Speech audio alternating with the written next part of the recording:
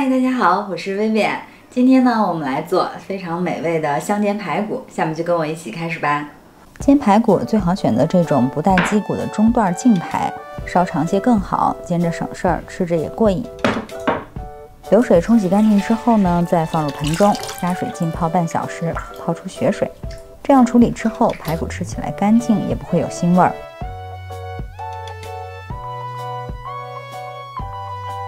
接着来准备辅料，生姜、大葱切片儿，再准备一把大蒜拍碎，取一半切成蒜末，洋葱半个切丝，最后再准备一根螺丝椒切片备用。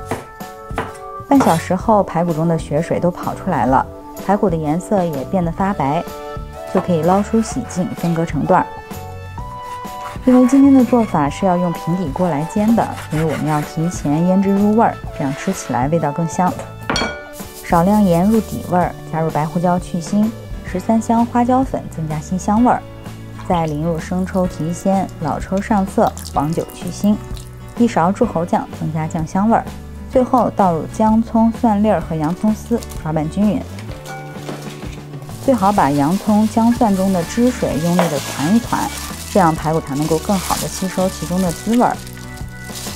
最后放一旁腌制半小时入味儿。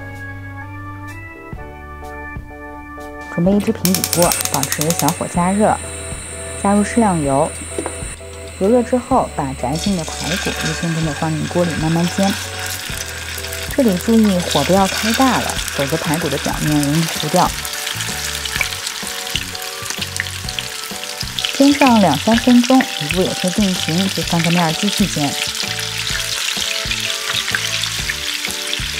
连续3面煎，煎至表面焦黄的程度。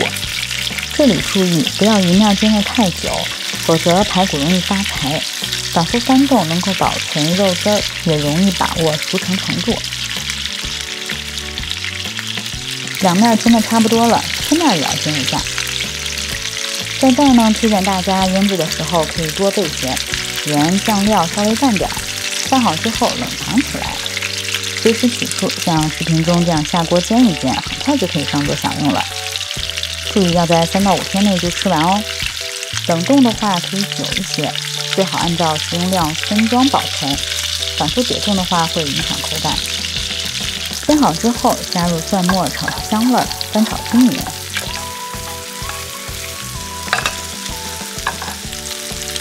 觉得颜色不够，再补些老抽、生抽。这时候呢，为了防止糊锅，可以加点开水烧一下。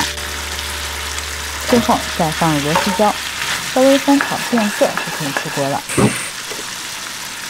好，今天的香煎排骨呢已经做好了，我们下面赶紧来尝尝吧。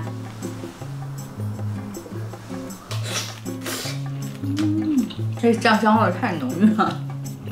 用爱烹饪，用心品味，我是薇薇，希望大家会满意今天推荐的这道咸香下饭的煎排骨。喜欢我的视频，不要忘了关注、点赞、转发，这样我才更有动力为大家分享更多的美味料理呀！谢谢支持，下回见喽！